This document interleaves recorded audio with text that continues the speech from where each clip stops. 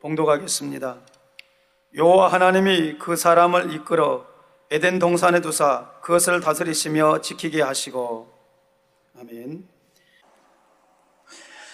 사랑하는 성도 여러분, 전 세계 및 전국의 9천여 개 지교회 성도 여러분, 지성전 성도 여러분, 전 세계 인터넷을 통해 예배 드리는 모든 성도 여러분, GCN 시청자 여러분, 만민TV 시청자 여러분, 창세기 강의 60번째 시간입니다. 지난 시간에는 아담이 기자의 새 피라미드를 어떻게 지었는지 말씀드렸습니다. 이 새 피라미드 중에서 대피라미드의 내부 구조를 좀 더 자세히 말씀드리겠습니다. 자료 화면에서 1번이 원래 있던 입구입니다. 여러분 화면 쪽을 보세요. 자료 화면에 1번이 원래 있던 입구, 입구가 두 개가 있어요. 원래 있던 입구가 1번이 나오고 있습니다. 지상에서 17m 높이에 위치해 있는데 이곳은 봉쇄되어 있습니다. 그래서 아무나 들어갈 수가 없습니다. 그런데 거기서 10m 아래쪽에 입구가 또 하나 있습니다. 자료 화면에서는 2번이라고 써 있는 곳입니다. 도굴구라고 써 있죠. 저 입구는 9세기에 마문이라는 사람이 도굴을 하기 위해 만든 것으로 알려져 있습니다. 관광객들이 대피라미드 내부로 들어갈 때 저곳을 통해 들어갑니다. 그래서 도굴구가 지금 파였죠. 저 도굴 통로로 해서 밑으로 이렇게 내려갑니다. 원래의 입구를 중심으로 피라미드 내부 구조를 설명해 드리겠습니다. 입구 1번에서부터 약 26도의 기울기로 아래쪽으로 향하는 통로가 있습니다. 입구에서 기울기 26도의 기울기로 아래쪽으로 향하는 통로가 있고요. 105m 정도 내려가는 내리막길이 끝나고 9m의 평평한 길이 이어집니다. 그리고 하나의 방이 나오죠. 사람들이 부장품실이라 부르는 곳입니다. 자료 화면에서는 3번 지점입니다. 105m짜리 내리막길의 28m 지점에는 경사의 약 26도인 오르막 통로가 있습니다. 그 통로를 따라 40m 정도 가면 양갈래 길이 나옵니다. 저거는 이제 피라미드, 그 삼각형 보이는 그 피라미드 중간쯤 부분에 저렇게 다 뚫려 이렇게 방들이 있고 이렇게 지금 설명하는 거예요. 하나는 대회랑이라 불리는 경사 약 26도의 오르막 통로이고 다른 하나는 평평한 통로입니다. 먼저 평평한 통로를 따라가 보면 왕비의 방이라고 이름 붙여진 곳이 나옵니다. 그 밑에죠? 밑에 왕비의 방. 대회랑이라는 통로는 높이가 8.5m이며 길이는 46m입니다. 자료 화면에서는 5번입니다. 이 대회랑을 지나면 왕의 방이라 불리는 공간이 나옵니다. 자료 화면에서는 6번입니다. 대피라미드 내부에는 이 외에도 가로, 세로 약 20cm 정도의 작은 통로가 4개가 있습니다. 가로, 세로 약 20cm 정도의 작은 통로가 4개가 있습니다. 2개는 왕비의 방에, 2개는 왕의 방에 있지요. 가는 통로 보이죠? 양쪽 통에. 또 지하로 향하는 통로 중간 지점과 대회랑 입구로 연결되는 통로도 있습니다. 이러한 피라미드 내부의 통로들은 돌을 쌓고 나서 뚫은 것이 아닙니다. 원래 쌓을 때 저렇게 쌓았다는 얘기예요.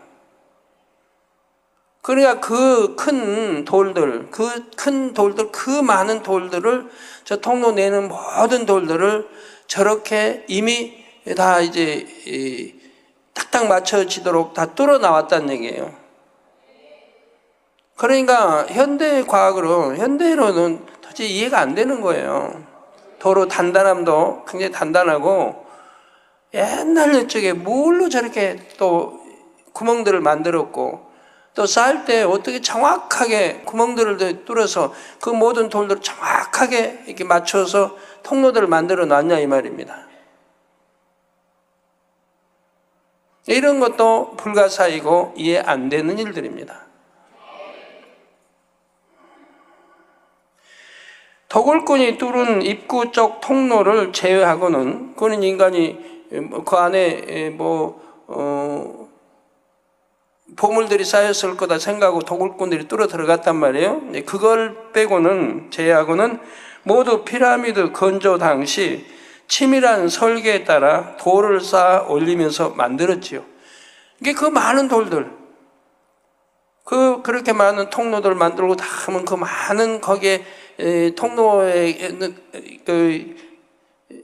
이어지는 그 돌들을, 그 구멍들을 어떻게 정확하게 저렇게 다 뚫어놨느냐 이 말이에요. 원래 구멍들을 이렇게 뚫을 수 있는 그렇게 만들어 가지고 와서 전부 이어 연결을 했다는 얘기입니다. 사람이 이렇게 만들어 놓고 지어 놓고 뚫은 게 아니고요. 성도 여러분, 왕의 방이라는 공간은 매우 독특한 곳입니다. 먼저 이곳은 바깥의 기온과 상관없이 온도가 항상 섭씨 15.7도 정도로 유지된다고 합니다. 거기는 이제 사막지대고 그 햇빛 얼마나 더워요. 거기 가보신 분들은 한 45도 올라가니까요. 보통 그냥 거의 45도 이렇게 올라가요. 40도, 45도. 햇빛 노출돼 있으면 너무 뜨겁죠. 근데 그늘도 없고. 그러면 그렇게 뜨거운데 어떻게 목욕탕 물 그냥 40도만 돼도 그냥 답답한데 오래 있으려면 어떻게 그렇게 뜨거운데 견디나요? 하지만 사막지대라는 곳은 이 습도가 없기 때문에 거기 더워도 견딜만 하답니다. 그죠? 습도가 우리나라 여름 한 35도 올라가 봐요. 그럼 습도가 85도 이렇게 올라가요. 그러면 답답해서 못 견뎌요. 호흡도 답답하고 답답하고 찜찜하고 땀나고 그냥 굉장히, 그래서 이제 그렇게 온도 올라가고 괜히 짜증나고 혈기가 나고 하는 거거든요. 그럴 때 이제 부부싸움 조금만 마찰되면 하는 건데, 그때는 여자도 그냥, 서울의 여자도 밤에는 그냥 웃옷 벗고 그냥 길에 이렇게 앉아서, 옛날에 있을 때는, 지금은 이제 선풍기가 있고 에어컨이 있으니까 방 안에 있겠지만 옛날에는 길에 나와가지고요.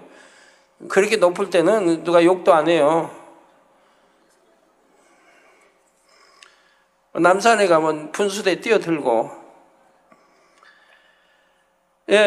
그런데 그 돌도 햇빛 닿아서 오면 더 안에도 굉장히 더 이렇게 올라갈 것 같은데, 그리하지 않고 항상 섭씨 15.7도로 유지가 된다 이 말이에요, 온도가. 또한 왕의 방의 크기, 즉 가로와 세로를 비롯한 여러 가지 건축 구성 비율이 황금 비로 이루어졌다고 합니다. 황금비는 1대 1.6입니다. 그러니까 왕의 방의 크기, 즉 가로와 세로를 비롯한 여러 가지 건축 구성 비율이 황금비로 이루어졌다 이 말이에요. 즉 1대 1.6의 비율로 이루어졌다는 얘기입니다.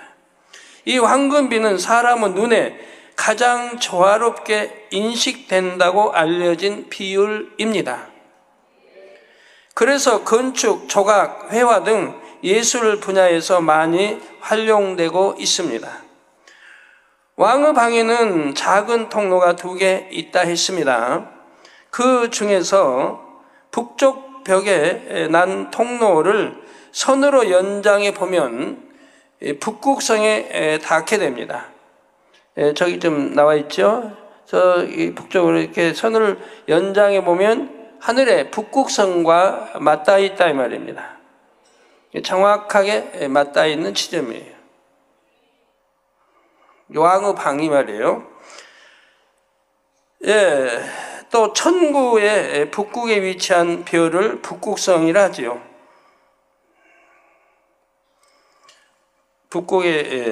참고로 북극성의 위치와 천구의 북극이 항상 일치합니까?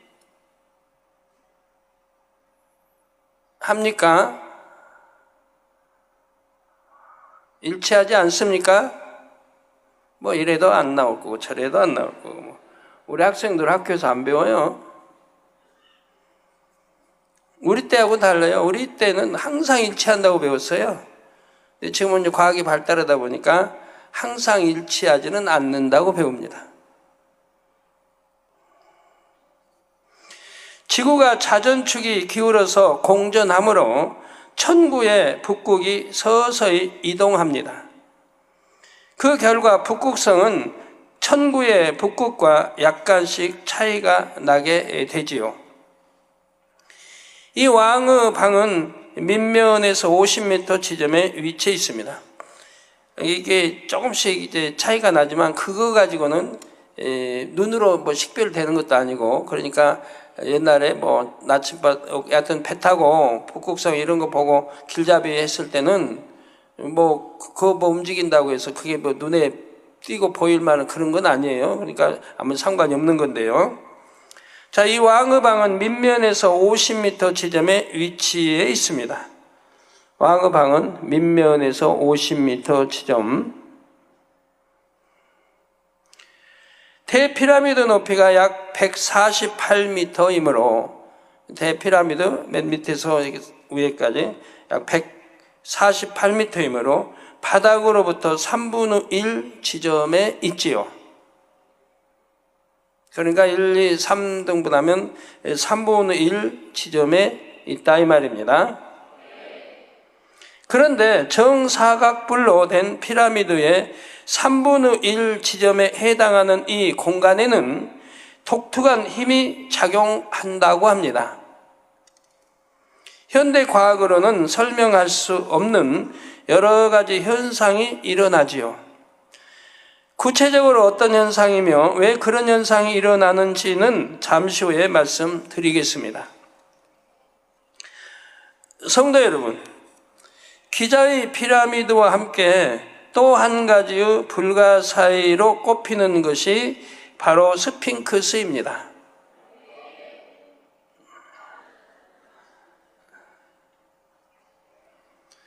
스핑크스는 세 개의 피라미드 중 가운데 피라미드 앞에 세워져 있습니다.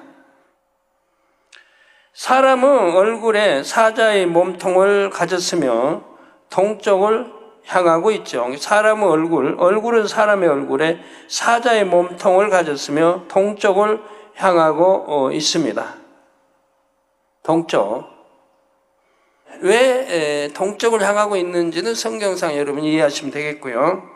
전체 길이는 약 74m, 높이는 20m입니다. 이 스핑크스는 한 개의 돌을 깎아서 만들었습니다. 이게 이렇게 거대한 돌이 있다는 것도 신기하고, 이 거대한 돌 하나를 깎아서 스핑크스를 만들었다는 얘기예요. 그러니 원석은 얼마나 어마어마하게 큰 돌이었을지 상상해 보십시오. 얼마나 어마어마하게 큰 돌을 깎아서 지금 스핑크스를 만들어 놨단 말이에요. 그 많은 세월이 흘러도 저렇게 그대로 보존되어 있다는 사실에 여러분 놀라셔야 합니다. 이렇게 큰 돌을 어디서 옮겨왔을까요? 아담이 에덴 동산에서 가져왔다는 사실입니다. 그러면 아담은 왜 그런 형상을 피라미드 앞에 세웠을까요? 먼저 스핑크스는 아담을 도운 그룹 중 하나를 형상화해 놓은 것입니다. 천사 중에도 힘센 천사가 있듯이 그룹 중에도 힘센 그룹이 있습니다. 피라미드를 지을 때 힘센 그룹이 많이 동원되었지요. 그래서 그리 오래 걸리지 않은 기간 동안에 피라미드를 완공할 수 있었습니다. 이때 다른 그룹들을 지휘하고 동시에 아담을 호위했던 한 그룹이 있었지요. 그는 힘센 그룹들의 우두머리입니다. 이 그룹은 손에는 검을 들었고 아담을 등에 태우고 다녔습니다. 여러 가지 다른 능력도 있어서 아담이 피라미드를 짓는 데 중요한 역할을 했습니다. 그룹들은 아담이 피라미드를 짓는 데 많은 도움을 주었던 것입니다.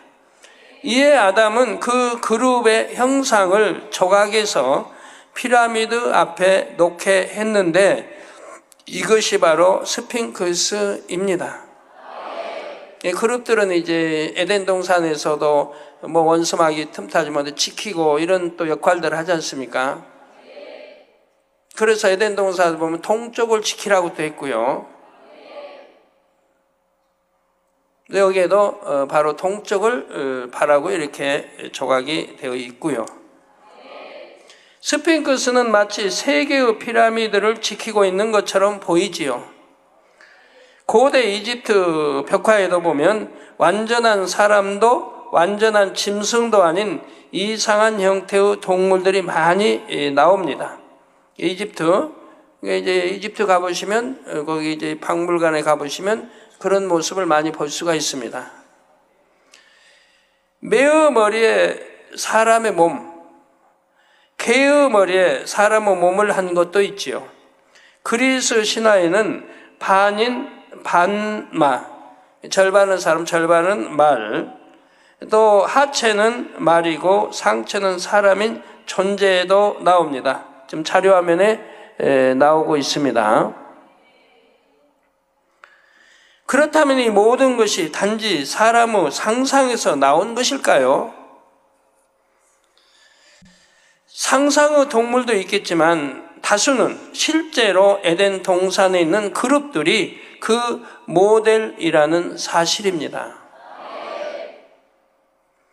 아담이 이 땅으로 내쫓긴 후로 후세에 전달되는 과정에서 신화적인 요소들이 가미되었을 뿐이지요.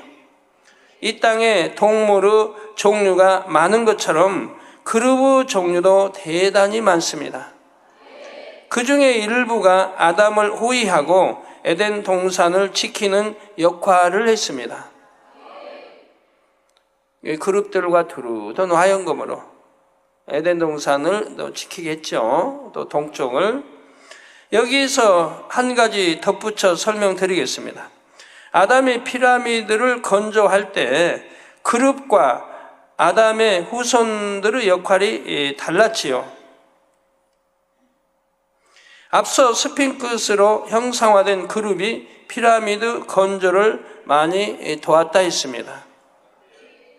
그때 그룹들이 맡은 주된 역할은 아담을 호위하고 경계를 서는 일입니다. 물론 힘센 그룹들은 거대한 석재를 옮기는 등의 힘쓰는 일을 하기도 했지요. 그런데 피라미드를 지을 때 대부분의 일은 아담의 후손들이 감당했습니다. 아담의 진두 지휘하에 많은 후손들이 함께 내려와서 지었지요. 아담의 후손들은 매우 조직적이고 체계적으로 작업을 했습니다. 아담의 후손들 중에서 각 분야 전문 기술자들이 동원되어 피라미드를 함께 지었습니다. 에덴 동산의 과학이 얼마나 발달됐다는 걸 여러분 아셔야 됩니다. 또 세월도 우리 이 지구 인류 역사는 6,000년밖에 안 되지만 거기 에덴 동산의 역사는 이루 헤아릴 수 없이 많은 세월을 살아왔다 이 말입니다. 거기에서 이제 지구와의 이런 오고감도 있었고, 아담의 의중에 따라 설계도를 그리는 사람도 있고 설계 시 모든 수식을 계산하는 사람도 있었지요. 이런 사람은 최고의 수학 지식을 갖고 있었습니다. 또한 설계대로 시공하는 데 적합한 인력을 뽑는 역할을 한 사람도 있었지요. 여기에 재료를 구하는 사람도 있었습니다. 예를 들어 광물 담당자, 석재 담당자 등 이 분야도 세분화되어 있었죠. 예를 들어 UFO를 만든다고 해봐요. 그러면 거기에 들어가는 재료들을 또 다 파야 할 거 아닙니까? 이 지구상에서 하려면 철도 파고 금은 온갖 구리 다 파내듯이 거기도 또 파서 이렇게 만드는 사람, 다 가공하는 사람 다 있어야 한다 이 말입니다. 구해온 재료를 알맞는 크기로 재단하고 용도에 맞게 가공하는 사람도 있었습니다. 그러니까 나오라 뚝딱, 아니 그런가요? 뭐가 도깨비 방망이 나오라 뚝딱 그래서 나오고 그런 게 아니라 이 말이에요.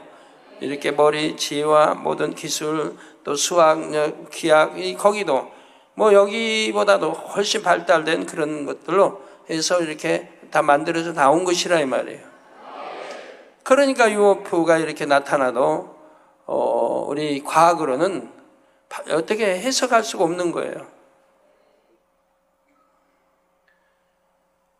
아까 이제 스핑크스 같은 그런 거대한 돌도 에덴 동산에서 날랐다고 했죠.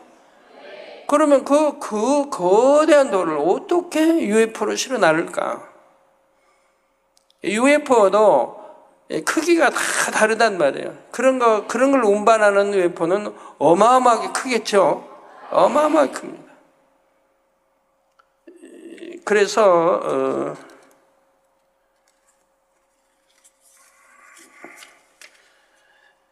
창세기 강의 59번 설교, 지난주 설교 시 아담이 피라미드를 건조하는 데 필요한 모든 재료를 UFO로 수송했다고 설명했습니다.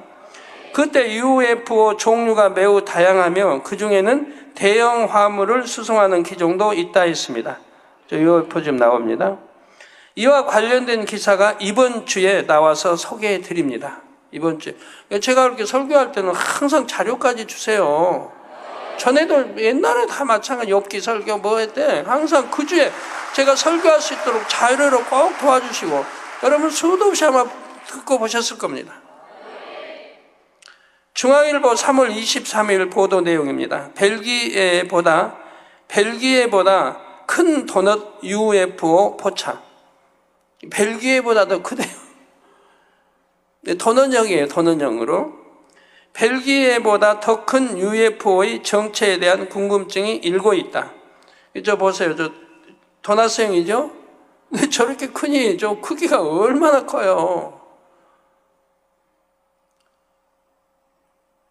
도넛 형태의 UFO는 이번 달 중순 유럽 기상 관측 위성 레이더에 포착되었는데 유럽 대륙 중앙에 잠깐 나타났다 사라졌다. 도넛 모양의 UFO 크기는 벨기에보다 훨씬 큰데 구름이나 태풍 등 일반적인 자연현상과는 확연히 다른 형태라는 것이 전문가들의 설명이다. 이와 비슷한 모양의 UFO는 최근 호주에서도 레이더에 포착된 바 있다. 기상 관측 레이더에 잡힌 도넛 UFO는 최근 해외 인터넷에서 한 이슈로 떠올랐다. 그 정체에 대한 네티즌들의 의견은 분분하다. 그래서 아까 보여준 거 기상 관측 레이더에 포착된 도넛 UFO입니다. UFO가 종류가 많아요. 이렇게 큰 어마어마한 큰 도넛 UFO도 있다는 사실이에요. 한 나라를 덮어버릴 수 있는 그런 크기 아닙니까? 요 밑에는 여기 밑에 있죠. 도넛형에. 그러니까 이런 돌 실어 나른다 하는 걸 하나도 이상하게 생각할 거 하나도 없어요.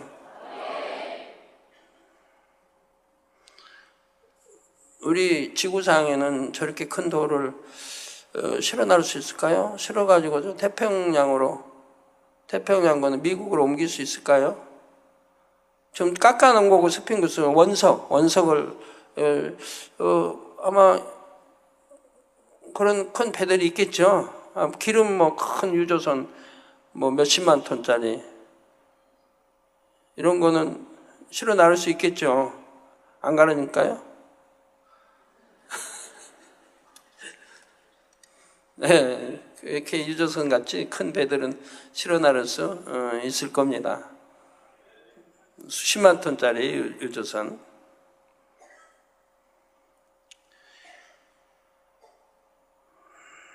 네. 에덴 동산에서 무엇을 만들 때도 마찬가지입니다.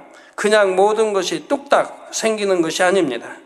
예를 들어 UFO도 하나님께서 말씀으로 창조해 주신 것이 아니라 에덴 동산 사람들이 제작한 것이지요.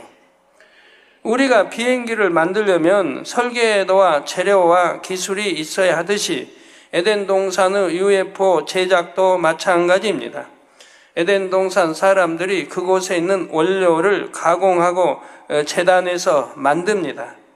따라서 UFO 제작 분야만 해도 매우 조직화되어 있고 세분화되어 있으며 또한 전문화되어 있지요.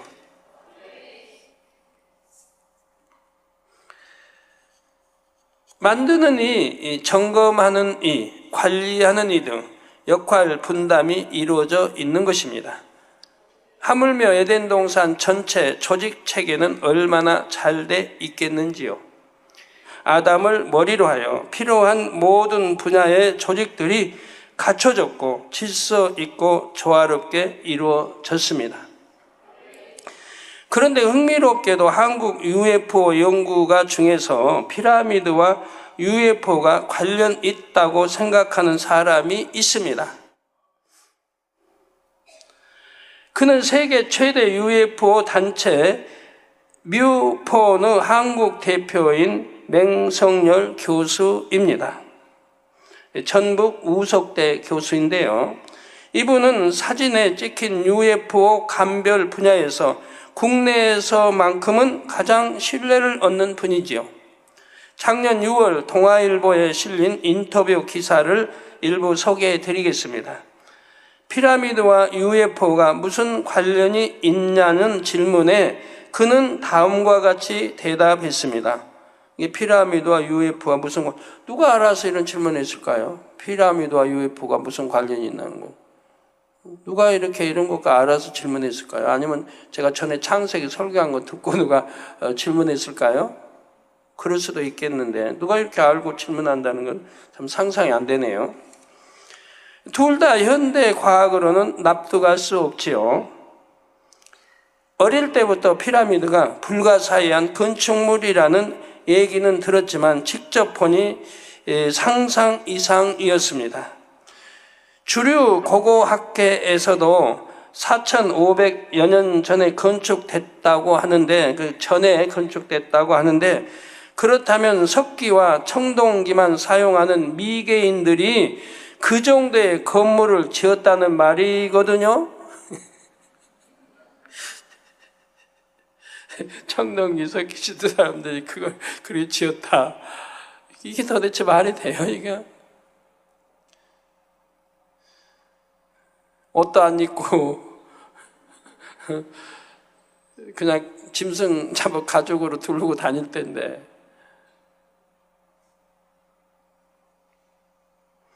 아무리 막대한 노동력을 쏟아붓는다 해도 불가능한 일이라는 걸 조금만 생각해 보면 알 수 있어요. 일단 확실한 건 지구상에 아주 오래전 고도의 문명이 존재했다는 것이겠죠. 지금 교수 이야기예요, 지금.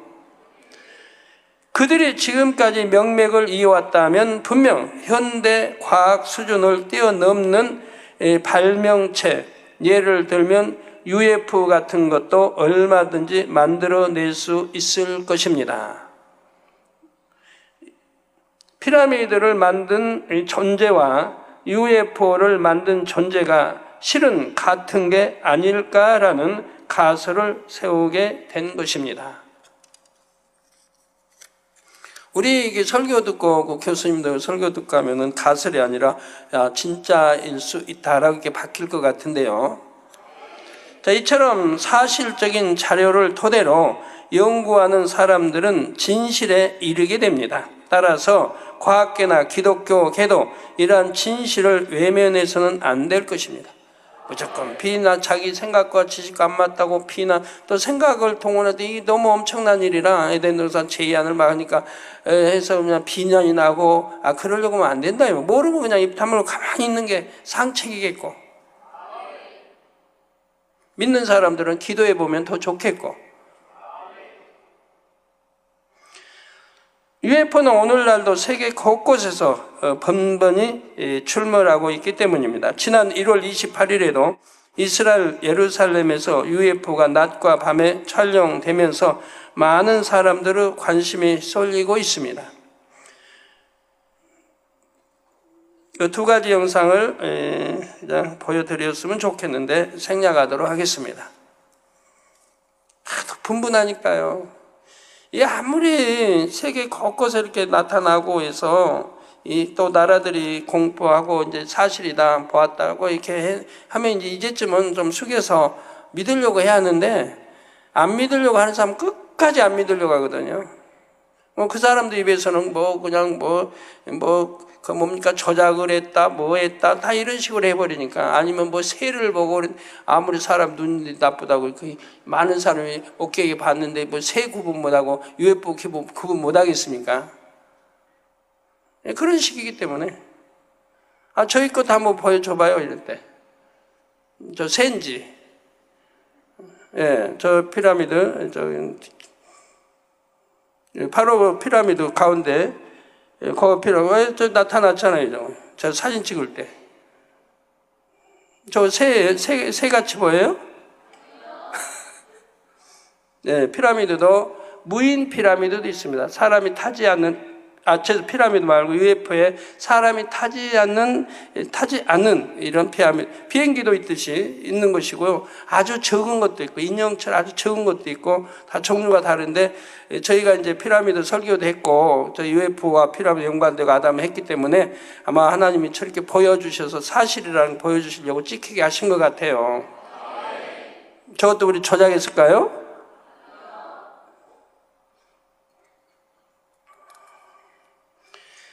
그런데 이런 걸 안 믿으려고 하는 사람들은 저런 거 보면 또 조작했을 거다, 이런 소리 듣기 싫으니까 그냥 넘어가려고 그러는 거예요. 많은 것에서 넘어가고. 아담이 피라미드를 다 짓자 하나님께서는 아담을 위해 피라미드 왕의 방에 영과 육이 공존하는 공간을 만들어 주셨습니다. 바로 둘째 하늘로 통하는 영의 문을 만들어 주셨지요. 지구를 자주 왕래하는 아담을 위한 아버지 하나님의 특별한 배려입니다. 이로 인해 아담은 훨씬 편하고 신속하게 에덴 동산과 지구를 왕래할 수 있게 되었습니다. 예전에 블랙홀이 첫째 하늘과 둘째 하늘을 연결하는 통로라고 말씀드린 적이 있지요. 블랙홀로 빨려 들어가면 결국 둘째 하늘로 이동하게 됩니다. 왕의 방에도 이처럼 영의 통로로 연결된 문이 있는 것입니다. 이 영의 문은 아담이 범죄한 후에는 닫혀 버렸지요.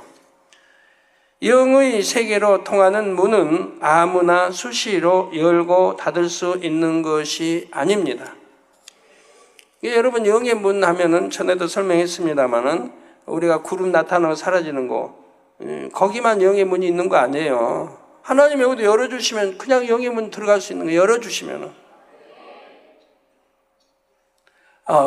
분명히 아무것도 없는데 어떻게 여기 영의 문이 있고 영 공간이 있다는 건가?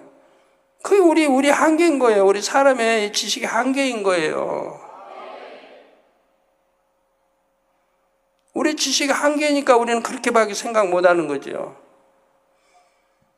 그러나 하나님은 우리 지식 한계를 뛰어넘어 그 또 다른 세계가 있음을 늘 기사표적 권능을 통해 저에게 보여주시고 성경에 있는 그러한 것들이 참이라는 걸 증거하고 있는 거 아닙니까? 성경에는 그런 게 너무 많으니까요. 기사표적 권능, 우리 지식으로 이해할 수 없는 것들이. 여호수아가 예를 들어서 해하다가 멈추려 멈췄다든가, 홍해가 갈라지고 건넜다든가, 별이 움직이면서 동방과 세 사람을 베들레헴으로 인도했다든가. 그러면 성경에 기록되어 있으니까 다 참인 것이라 이 말이에요. 내 지식을 동원하면 뭐 기자가 쓴 거야, 뭐 그런 일이 어떻게, 별이 어떻게 이동을 해, 이러면 안 되는 거라 이 말이에요. 영의 공간을 우리는 배웠기 때문에 능히 가능하다는 걸 압니다. 그리고 이런 영의 공간이 있음을 또 친히 보기 위해서 작년 여름에도 해외에서 많은 해외 사람들이 참석하지 않았습니까? 우리 수련회 기자들도 많이 참석해서 다 시인했고요. 그랬죠? 기자들 작년 여름에 참석해서 보신 분들 한 분도 그거 아니다고 하신 분 없었고, 자기들이 눈으로 봤는데 조작이다 한 분 하나도 없었죠. 정말 실제 하늘에서 수많은 잠자리 떼가 내려오는 거 봤잖아요. 높은 하늘에서.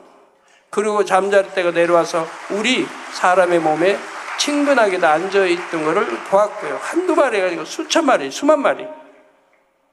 이게 높은 하늘에서 내려오는 걸 보았고, 또 떼지어서 저 많은 성도가 지금 보고 있잖아요. 우리 성도들이 내려와가지고 우리 성도들 머리에 손에 여기저기 앉고,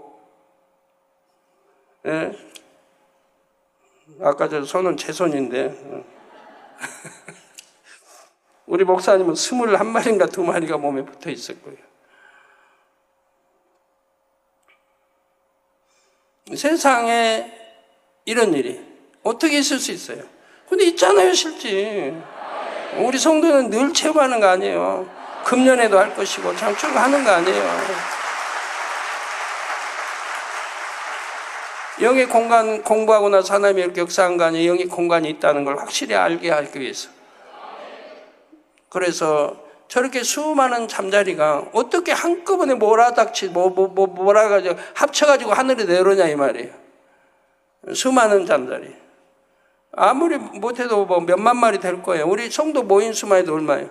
거기다 막 몇 마리씩 붙었는데 또 붙지 않고 날아다니는 잠자리 또 얼마나 많고 곳곳에. 그러니까 수만 마리라고 해도 관이 아니죠. 그게 하늘 저 높은 공간에서 내려오는 걸 우린 봤단 말이에요. 몇만 마리가 한꺼번에 쏟아졌네요. 갖고 우리 성도들 이렇게 손가락에 앉고 머리에 앉고 이걸 우린 친히 봤. 그러니까 하늘의 영의 공간 열어서 이렇게 하나님 모여라 해가지고, 하나님이 한 게 누가 모여라 해가지고 때가 되면 내려와라 해가지고 다 명령해놨기 때문에 그대로 순종하는 거라 이 말이에요. 그래서 곤충도 순종하고, 성경에 보면 메뚜기도 그냥 순종하고, 또 메추라기 때도 순종하고, 나 하는 거 보잖아요. 하나님 명하시면 다. 그리고 아까도 마산에 우리 여성계 오셔가지고 그런 말씀하던데, 잠자리 전 나올 때 바로 눈앞에서 튀어나온대요. 눈앞에서. 그래서 눈앞에 톡톡 튀어나오니까 그럼 어디서 날라오는 게 보여야 되는데 아무리 봐도 날라오는 데가 없어요. 근데 눈앞에서 톡톡 튀어나온다 이 말이에요.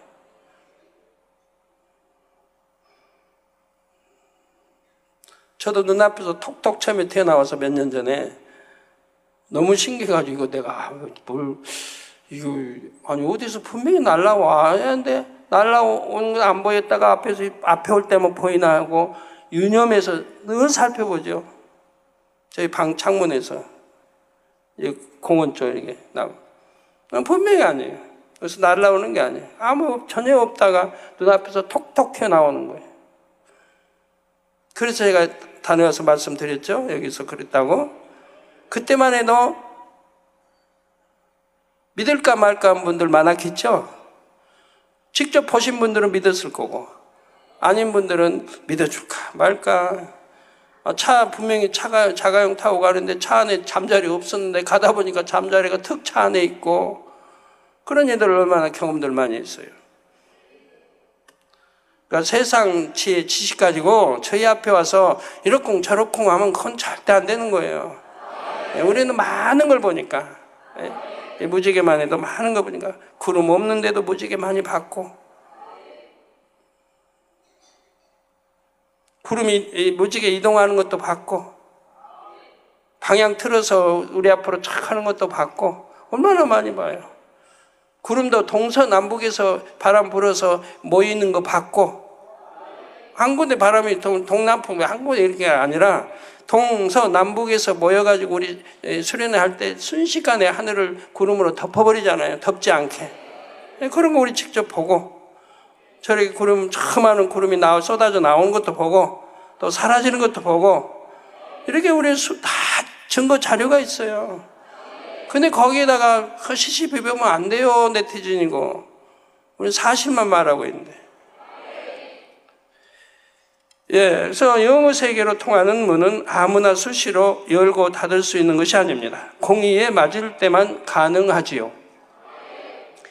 범죄 이전의 아담처럼 영의 공간을 열고 닫을 수 있는 권한을 가진 존재가 있다면 능히 그 문을 다시 열 수가 있습니다. 그런데 영의 세계인 둘째 하늘로 통하는 문이 있다는 자체만으로도 왕의 방에는 독특한 힘, 에너지가 작용하고 있지요. 육의 눈에는 보이지 않지만 영의 세계와 맞닿아 있기 때문입니다.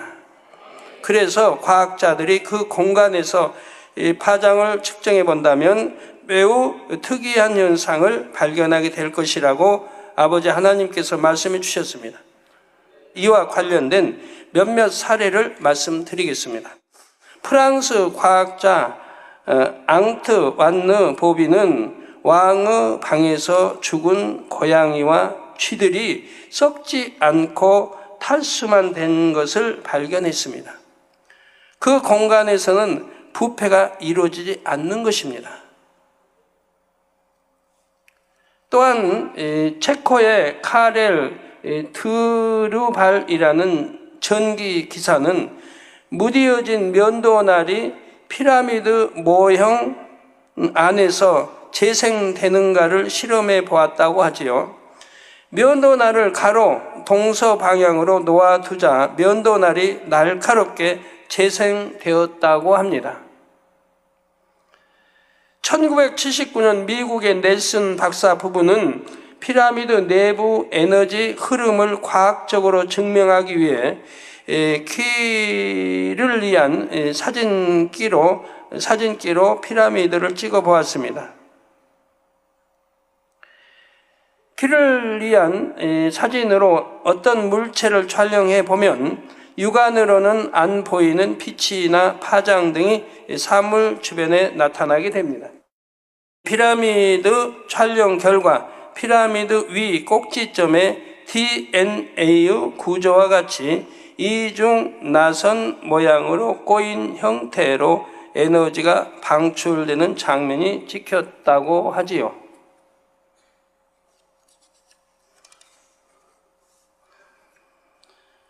이런 신비한 현상들로 인해 어떤 사람들은 피라미드 안에서 우주의 어떤 에너지를 내부로 응축시키는 작용이 일어나고 있다고 주장하기도 합니다.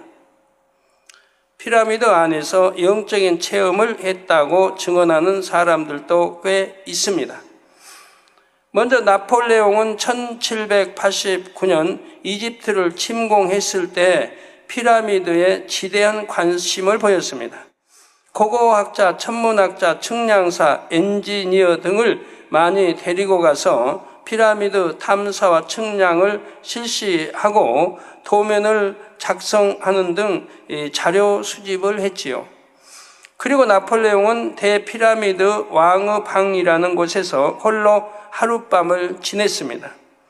다음 날 아침 피라미드에서 나온 나폴레옹은 무엇에 심히 놀란 듯 몹시 떨고 있었다고 합니다.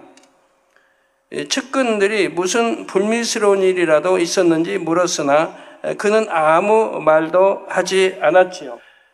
여러 해가 지나 나폴레옹의 임종이 임박했을 때 한 측근이 피라미드 묘실에서 정말 무슨 일이 있었냐고 물었습니다. 나폴레옹은 무슨 말을 하려고 하다가 내 말을 절대 믿지 않을 텐데 말을 한들 무슨 소용이 있겠냐며 대답을 피했다고 합니다. 영국 저널리스트 폴 브런튼도 홀로 왕의 방에서 하룻밤을 지냈습니다. 그는 이집트의 신비라는 자신의 책에 그때의 경험을 비교적 자세히 남겼지요. 그는 그날 밤 그곳에서 특이한 영적 체험을 했다고 합니다. 어느 순간 그의 앞에 우호적이고 자비롭게 생긴 신비한 존재들이 나타났지요. 그들은 고대 이집트 종교의 고위 사제와 같은 복장을 하고 있었습니다. 번쩍이는 광채와 반신반의의 고결한 풍모를 하고 있었다고 고백했지요. 여기서 반신반인이란 반은 신 같고 반은 인간 같은 존재를 가리킵니다. 폴 브런트는 관 위에 눕혀졌고 영혼이 몸에서 분리되었습니다. 그 신비로운 존재들은 폴의 영혼을 배움의 방이라는 곳으로 인도했다고 합니다. 저번에 우리 일대 대교구장 조혜키 목사님이 그런 말씀하더라고요. 지금 누가 이렇게 영이 분리해서 그 뭐라 그런가요? 영 분리해서 천국을 보고 왔는데 그걸 뭐라 그런가? 예? 입신해서 천국을 보고 왔는데 보고 이제 그걸 간증을 했는지 자세히 제가 시간을 못 들었는데 짧은 시간에 대해서. 근데 거기서 천국에서 이제 그 만났을 때 누가 했을까요? 누가 가르쳐 줬을까요? 지구에 내려가면 이렇게 살아야 된다 너희가. 예를 들어 제가 좀 정확히 대화 못해서 하여튼 너희가 신앙생활 하려면 구원받으려면 이렇게 살아야 된다고 조목조목 이렇게 가르쳐 줬는데 그게 내가 단에 설교하던 거하고 다 일치하더래요. 언제 주일 안 지키면 안 되고 육체랭하면 사망이고 이런 것들 내가 가르쳤던 내용들이 그대로래요. 아까 목사님도 그거 들어보고 1시간 반인지 들어보고 많이 놀랬다고 그래요. 내가 가르친 그대로를 천국에서도 가르쳐주고 입신했는데 그걸 내려가서 그렇게 전파하라. 이게 대충 신앙생활 구원받는 게 아니란 말이에요. 사망이 성경 그대로 심판. 사망 이른 죄 지으면 사망 이르는 거고 지옥 가는 거고 성경 그대로 심판이 있는 거지 대충 믿고 가고 하는 거 아니란 말이에요. 그러려면 인간 경작이 필요가 없는 거예요. 인간 경작하는 목적 있잖아요. 하나님이. 참 자녀 얻기 위해서. 하나님 닮은 참 자녀를 얻기 위해서 인간 경작을 하시는데 이 땅에서 세상 짝하고 사랑하고 원수마귀가 좋아하는 세상 짝하고 사랑하고 온갖 죄지고 그 사람들이 천국 가서 산다면 도대체 천국에 뭐가 좋은 게 뭐가 아름다운 게 있어요? 하나님은 흠도 티 없이 깨끗한 자녀들을 새 예루살렘에 들이시기를 원하십니다. 그 다음에 3천층 그리고 이 땅에서 다 버리지 못한 유구 신앙생활 한 그들은 낙원이나 1천층, 2천층으로 배정이 되는 거죠. 그러니까 거기는 황금 보석집이 없단 말이에요. 내가 원하는 대로 지어지는 것도 아니고 이 땅에서 유구를 행했으니까 하나님 말로만 사랑했지 세상과 짝하고 살았으니까 그만큼 대우를 해주신다 이 말이에요. 그러나 다 세상 거 버리고 하나님 말씀대로 산 사람들 악은 모양이로 버린 사람들은 그래도 못해도 3천층 거기는 황금 보석집 자가용도 구름 자가용 개인 자가용은 없지만 마음대로 빌려 탈 수 있는 자가용 되고 천사도 따르고 그러지만 시시해요. 세우사람에 비교하면 또 너무 차이가 지니까 세우사람 들어가면 천사도 많이 따르고 많은 천사들이 수종 들고 집도 어마어마하게 다 크지요. 황금 보석집이죠. 내가 원하는 취향대로 우리 주님이 다 만들어 주셨단 말이에요. 주님이 자가용, 구름 자가용도 다 있고요. 세우사람 들어간 사람들.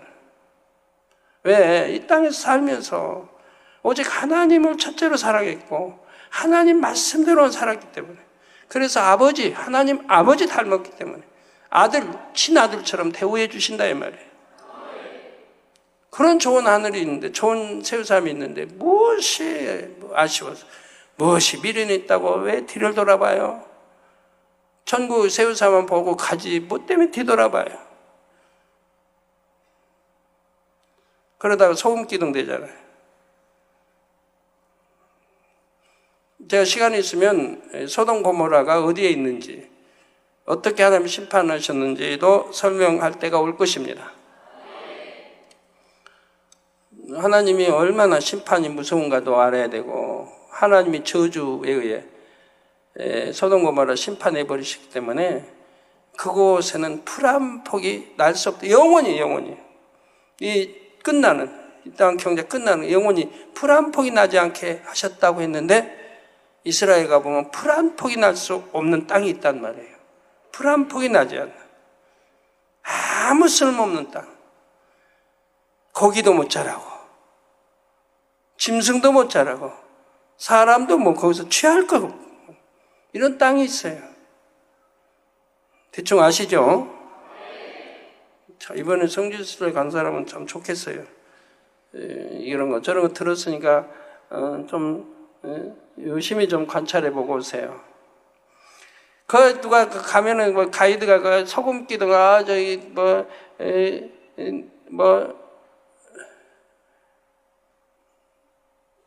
아내가 뭐 소금기둥이 쳐다봐 됐다고 하는데, 갖고 좀 이런 거 있는데, 그거 아니에요, 그거. 무슨 그게 소금기둥이, 그렇게 수천 년 동안 그렇게 기둥은 남아있어요. 비바람에다 깎여 없어져 버리지. 그 다음 소금기둥 된 거는 지금 다 없어져 버렸지. 그래도 몇 천 년이 지났는데, 그대로 남아있겠어요, 그게? 얼마나 늘 바람 불고 비 오고 바람 불고 깎이다 흔적도 없어졌지. 그것도 소금기둥하고 가서 감상하고 그러실 필요는 없어요. 거기가 소금기둥이 있을 자리가 아니거든요. 한참 소돔 고모라 도망을 갔는데, 한참 도망가다가 뒤돌아왔는데 왜 거기가 소금기둥이 있어요? 신비로운 존재들은 포로 영혼을 배움의 방이라는 것으로 인도했다고 합니다. 그들은 창조주께서 모든 것을 사랑하신다는 메시지를 전달했지요. 또한 피라미드가 아틀란티스 시대에 건설됐다는 등의 고대 문명에 대한 정보를 알려줬다고 합니다. 피라미드가 언제 건설됐는지를 알려줬다고 그래요. 이집트 전설에 의하면 아틀란트는 BC 9600년경에 번성한 위대한 문명국으로 알려져 있습니다. 그래서 참 이런 게 우리 참 이렇게 신비로운 것들이 중남미도 보면 많이 있지 않습니까? 중남미도 보고. 세계 제일 첫째 가는 보물이 뭐예요? 세계 첫째 가는 보물이 뭡니까? 1호가. 예? 지금 배우고 있잖아요. 이 피라미드. 이거 세계 첫째 가는 보물이에요. 불가사의 옛날 7대 세계 불가사의도 1위예요. 1번이에요. 얘가. 그러면 다른 불가사의, 7대 불가사의 중에 다른 불가사의는 지금 다 없어졌습니다.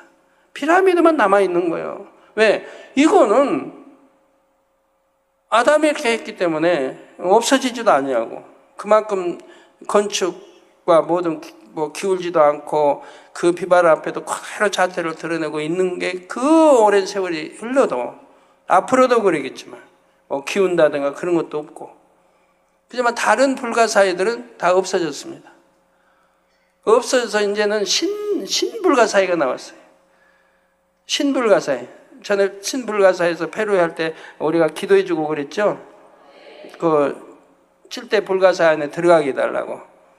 아주 다행히 4위째가 들어가가지고 우리가 기도하기 전에만 해도 10위였는데 못 들어가는데 4위째가 돼가지고 그 시장님이, 그 도시 시장님이 우리 감사하다는 전화인가요? 감사패도 보냈던가 하여튼 했었죠.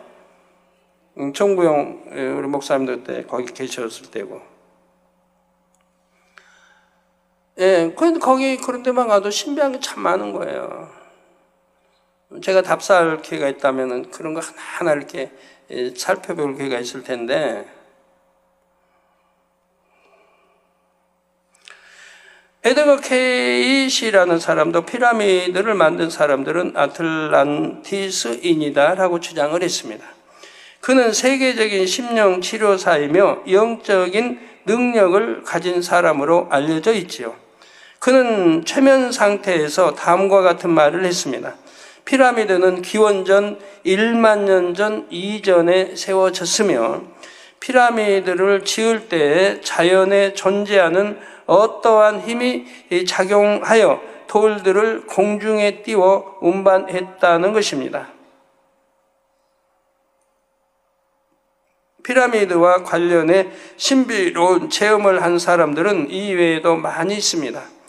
어떤 사람들은 왕의 방 안에 혼자 있을 때 합창 소리 같은 소리를 들었다고 합니다. 그 방 안에서 명상을 한 사람들은 모두 영적인 체험을 했다고 비슷한 증언을 했지요.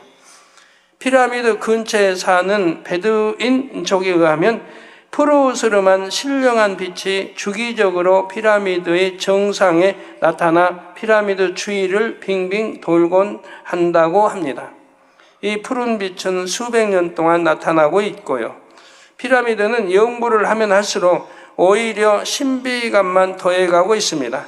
이것은 어떠한 당연한 결과이지요. 그러니까 이 세 개의 피라미드에 또 피라미드가 많이 있어요. 이게 이제 웅장하진 않지만 그거하고 이거 전혀 종류가 달라요. 전혀 종류가 달라요. 그건 사람 의해서 세울 수 있는 그런 것들이고 여기에 이거는 전혀 다른 것들입니다. 피라미드 그 외에도 많이 있던데 하면 안 돼요. 전혀 다른 것들이에요. 그런 그 왕이 권력에 의해서 막대한 돈과 많은 사람을 해서 지을 수 있는 그런 것들은 다른 피라미드는 그런 거고 이 대피라미드의 세계는 그런 게 아닙니다. 또 피라미드를 지은 이는 이 땅의 사람이 아니라 고도로 발달된 문명을 가진 에덴 동산의 아담과 그의 후손들이기 때문입니다. 이 사실을 모르는 사람들은 결국 시야를 우주로 돌립니다. 아무리 연구해도 이 땅의 사람들은 피라미드를 지을 수 없다는 결론에 도달하기 때문이죠. 저희 연구해보면 연구해 볼수록 기이하고 우리 과거로 풀 수 없는 그런 기이한 것들로 되어 있고 또 그거 쌓는 기술이든 돌 깎는 또 통로 아까 말한 그런 통로 내는 것들이든 또 북극성을 마주하고 있고 또 얼마나 정확하게 통로 이런 거 하나하나가 되어 있는지 그 안에 신비한 건 다 빼고서라도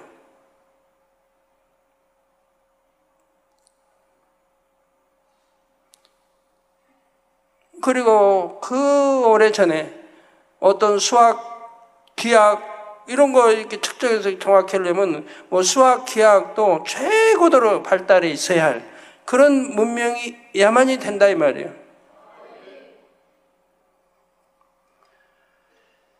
그래서 피라미드를 지을 수 없다는 이 땅의 사람들은 피라미드를 지을 수 없다는 결론에 도달하기 때문이죠. 그래서 외계에서 온 존재가 피라미드를 지었다고 주장하는 사람들이 점점 늘어나는 것입니다. 이런 이들이 이 창세기 말씀을 전해 듣는다면 얼마나 시원스럽게 이해되겠는지요. 성경이 참이요 창조주 하나님이 지금도 살아계심을 믿는 계기가 될 수 있습니다. 다음 시간에는 피라미드 완공 후 아담이 하나님께 올린 고백과 피라미드 외에 불가사의한 일들을 몇 가지 더 소개해 드리겠습니다. 결론을 말씀드립니다. 사랑하는 성도 여러분, 이 시간은 대피라미드 내부 구조와 그 안에서 일어나는 특이한 현상에 대해 말씀드렸습니다. 제가 이렇게 설명한 거에도 참 많이 있어요. 근데 그 일일이 그 설명 그렇게 많게 해야 할 건 아니기 때문에 그냥 이 정도로 해서 마치고 다음 주에 더 보강해 드리도록 하겠습니다. 그러면 과연 이런 내용들이 우리 신앙생활과는 무슨 관련이 있을까요? 바로 이런 내용들을 알므로 인해 성경이 참이요 하나님께서 인류 역사를 주관하심을 더욱 온전히 믿을 수 있지요. 성경 따로, 역사 따로, 과학 따로가 아닙니다. 디모데후서 3장 16절 전반절에 모든 성경은 하나님의 감동으로 되었다고 했습니다. 성경에는 성령의 감동함 가운데에서만 풀어지는 깊은 내용들이 함축적으로 담겨 있지요. 인류 역사는 아담이 범죄하여 에덴 동산에서 지구로 쫓겨난 후부터 시작됐습니다. 이러한 인류 역사는 빙산의 일각일 뿐입니다. 수면 아래쪽에 잠긴 빙산이 더 크듯이 인류 역사 이전의 기간이 더 길지요. 길다 훨씬 깁니다. 여기 인류 역사는 얼마 안 되지만 그 이전의 역사가 훨씬 길다 이 말이에요. 그래서 이제 화석 이런 것들이 다 이렇게 그 지질하에 보면 그 오랜 세월로 이제 들어가는 게 그러고, 또 지구의 나이가 얼마입니까? 45억 년입니까? 50억 년, 하여튼 이렇게 엄청난 거고요. 우리 인간이 이제 이렇게 계산해 낸 것도 그렇단 말이에요. 근데 그 계산이 정확히 맞다는 것은 아닙니다. 그 인류 역사 이전의 역사, 태초로부터의 역사가 이 창세기 강의를 통해 소개되고 있습니다. 창조주이시며 우주 만물의 주관자이신 우리 하나님께서 알려주셨기에 가능한 일이죠. 그런데 그 하나님이 바로 누구세요? 저나 여러분의 아버지 되십니다. 시편 82편 6절에는 너희는 신들이며 다 지존자의 아들들이라 하였습니다.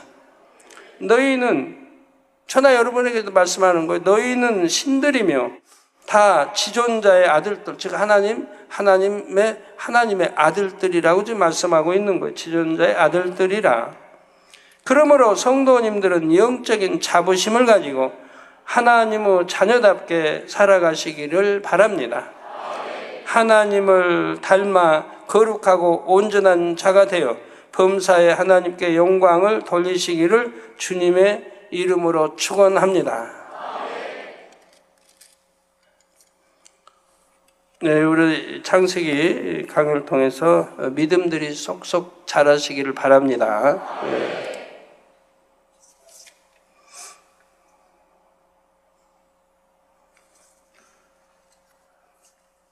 네, 말씀 상고하시면서 주여 3번 부르신 다음에 기도하시겠습니다. 주여, 주여, 주여. 오늘도 들은 말씀이 믿음이 되고 은혜가 되고 생명이 되게 도와주시기를 원합니다. 아버지 하나님 감사합니다. 피가 되고 살되고 능력되게 도와주옵소서. 이 창세기 강의를 통해서 믿음이 더욱더욱 자라게 도와주시기를 원합니다. 아버지 감사합니다. 남은 시간 2부 시간 은사 집회입니다. 은사 집회 함께 해 주옵소서. 예수 그리스도의 이름으로 기도하옵나이다. 아멘.